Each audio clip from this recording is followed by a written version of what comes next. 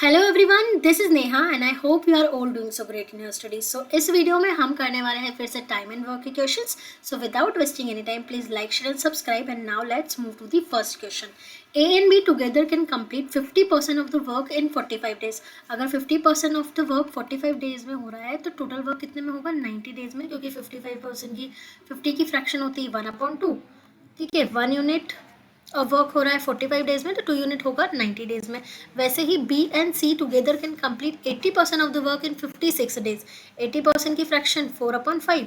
4 unit of work अगर 56 days में हो रहा है तो 1 यूनिट कितने में होगा? 14 डेज में, और 14 5 70, यानी कि टोटल बी एंड सी काम करेंगे 70 डेज में। ठीक है, नाउ बोला गया है कि if A B C worked on it for 30 days, 60 days and 60 days respectively and completed the whole work. ठीक है, तो ये अलोन का नहीं बोला गया है, इंडिविजुअल नहीं बोला है, उन्होंने ये बोला है कि ए बी और सी, ए करता है 30 दिन, बी करता है 60 डेज और सी करता है 60 डेज, तो ये पूरा काम कंप्लीट हो जाता है।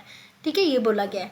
ठीक है, then find the time taken by A alone to complete the whole work. ठीक है, तो हम ऐसे अरेंज करते हैं, पहले तो हम टोटल वर्क अज्यूम कर लेते हैं। तो 90 और 70 का एलसीएम 360, तो ए और बी की इफिशियंसी आ जाएगी 7 और बी और सी की इफिशियंसी आ जाएगी 9। ठीक है, तो अब यहाँ से हमको इतना टोटल वर्क कराना है, और ये टोटल वर्क जो है ए कर रहा है 30 डेज में, ए 30 डेज के लिए वर्क कर रहा है, बी 60 डेज के लिए वर्क कर रहा है और सी 60 डेज के लिए वर्क कर रहा है, तब जाके 630 यूनिट ऑफ वर्क कंप्लीट हो रहा है।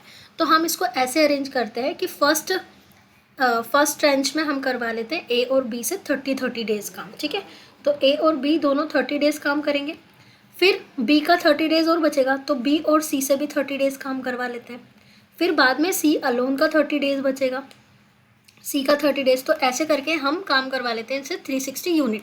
अब हमको पता है कि ए और बी एक दिन में 7 यूनिट काम करते हैं, तो 30 डेज में कितने करेंगे? 210।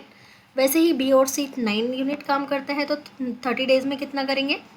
9 3 27। ठीक है, और यहाँ से हमको सी की इफिशियंसी मिल जाएगी। ठीक है, 30 सी, तो ये 630 के बराबर है। इन दोनों को ऐड करेंगे तो हो जाएगा 480। 480 को इसमें से माइनस करेंगे तो ये हो जाएगा 150। तो 30C इज इक्वल टू 150। तो यहाँ से सी की इफिशियंसी आ गई, वो हो गई 5 यूनिट। अगर सी की इफिशियंसी 5 यूनिट है तो बी की इफिशियंसी कितनी आ जाएगी? 4 यूनिट। और अगर बी की 4 है तो यहाँ से आ जाएगी ए की इफिशियंसी, दैट इज़ 3। ठीक है, अगर हमको 630 यूनिट और वर्क ए से कराना है तो 630/3 दैट विल बी 210, यानी कि 210 डेज में, यानी कि option A is the correct answer for the first question. 210 days में ए अलोन कंप्लीट कर देगा काम को। ठीक है, now let's move to the next question. A alone takes 4 days more than time taken by A and B together to do the work. ठीक है, A alone 4 दिन ज़्यादा लेता है ए और बी से। ठीक है, अगर ए और बी दोनों मिलकर एक दिन में करते हैं तो ए अकेला x+4 डेज में करेगा। ये टाइम का रेशो है। जब वर्क सेम होता है तो टाइम से जस्ट उल्टा हमारी इफिशियंसी का रेशो आ जाएगा, यानी कि x+4। ठीक है, टोटल वर्क क्या आ गया? x मल्टीप्लाई बाय x+4, ये टोटल वर्क आ गया। अब बोला क्या गया है कि if B alone takes 24 days to do the work then find the time taken by A to complete the work. ठीक है, अब देखो, अगर ए की इफिशियंसी x है तो b की इफिशियंसी कितनी हो जाएगी? अगर a प्लस बी की इफिशियंसी x+4 है और a अकेला x इफिशियंसी से काम करता है तो b की इफिशियंसी हो जाएगी 4, और b तो अकेला 24 डेज में काम को कर देता है, यानी कि टोटल वर्क यहाँ से आ गया 24 मल्टीप्लाई बाय 4। ठीक है, that will be 96 unit of work हमको किससे करवाना है? ए अकेले से। और ए अकेले कितनी इफिशियंसी में काम करता है? एक्स की इफिशियंसी में। कितने डेज में काम कंप्लीट कर देता है? x+4 डेज में काम कंप्लीट कर देता है। तो यहाँ से बनेगी हमारी क्वाड्रेटिक इक्वेशन। ठीक है, सो ये आ गई हमारे पास x² + 4x - 96 क्वाड्रेटिक इक्वेशन। इसको सॉल्व करेंगे, 12 8 होता है 96 और 12 - 4 होता है 12 - 8 होता है 4। ठीक है, सो यहाँ से आ गया x² + 12x - 8x - 96। तो यहाँ से ऐसे करके x = -12 और x = 8 आ जाएगा। तो नेगेटिव तो वर्क होता नहीं है, तो हम x की वैल्यू क्या आ गई? 8 आ गई। पूछा क्या क्या है? Then find the time taken by A to complete, और ए तो x+4 में करता है, यानी कि 8 + 4 दैट मीन्स 12 डेज में करेगा. This is how we can do the answer. ठीक है, now let's move to the next question. A and B together can complete a piece of work in 2x days. ठीक है, ए और B दोनों मिलकर 2x days में करते हैं. Whereas B alone took x days मोर.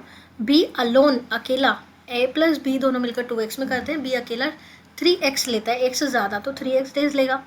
ठीक है, तो यहाँ से टोटल हम वर्क निकाल लेते हैं 6x. इफ़िशियंसी भी आ जाएगी यहाँ से डिवाइड करने पर. ये तो ए की इफ़िशियंसी कितनी आ गई 1. ठीक है, अब बोला क्या गया है कि if the time taken by A alone to complete the work is 18 days more than that of B.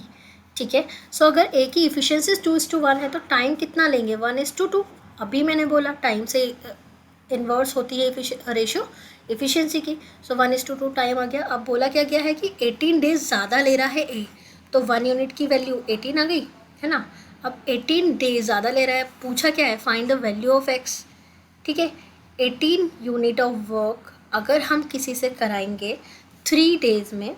ठीक है, 18 यूनिट ऑफ वर्क है, कोई बी 2 की इफिशियंसी से काम कर रहा है, तो 18 2 36 टोटल वर्क हो जाएगा. और टोटल वर्क तो 6x भी है. यहाँ से हमको x की वैल्यू कितनी आ गई 6. So option C is the correct answer for this one. Now let's move to the next one.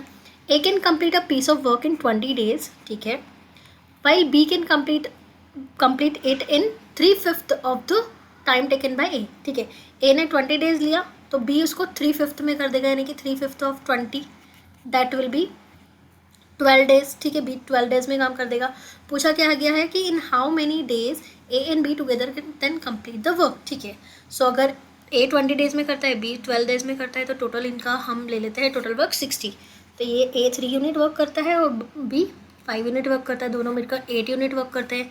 8 unit work हमको 60 डेज में कंप्लीट कराना है, तो ये हो जाएगा 7.5 days. Option C is the correct answer for this one. Now let's move to the next one. A and B can complete a piece of work in 30 days and 40 days. A और B दोनों 30 days और 24 days में complete करते हैं. If B started the work alone and A join him 5 days before the completion of the work. ठीक है, then for how many days B worked alone. ठीक है, बी वर्कड मतलब टोटल बी ने कितने दिनों काम किया. तो ए और बी का हम अगर टोटल वर्क निकालें, दोनों का एलसीएम फाइंड करते हैं, तो 120 ले लेते हैं. तो यहाँ से 4 यूनिट इफिशियंसी आ गई और यहाँ से आ जाएगी 5 यूनिट. ठीक है, ए और बी की इफिशियंसी तो आ गई है. अब बोला क्या गया है कि ए ने 5 दिन पहले वर्क कंप्लीट होने के 5 दिन पहले ज्वाइन किया, मतलब उस 5 दिन लास्ट के 5 डेज तो दोनों ने मिलकर काम किया होगा. तो दोनों ने मिलकर तो 9 यूनिट काम किया है और लास्ट के 5 डे किया है, यानी कि 45 यूनिट ऑफ वर्क उन्होंने लास्ट 5 डेज में किया. उसके पहले तो सिर्फ बी काम कर रहा था ना, तो बी ने 120 माइनस 45 यानी कि 75 यूनिट ऑफ वर्क अकेला किसने किया है, बी ने. और बी तो 5 यूनिट वर्क करता है. 75 टोटल वर्क है और 5 यूनिट ऑफ वर्क वो हर एक दिन करता है, तो वो कितने टाइम लेगा इतना काम कंप्लीट करने में, वो 15 डेज लेगा, है ना. तो बी ने लास्ट के 5 डेज तो काम किया, उसके पहले 15 डेज काम किया, यानी कि टोटल बी ने कितना काम किया 5 + 15 डेज, यानी कि टोटल 20 डेज उसने काम किया. Option B is the correct answer for this one. Now this was the last question of the day. Thank you for watching everyone. Have a nice day. Bye bye everyone.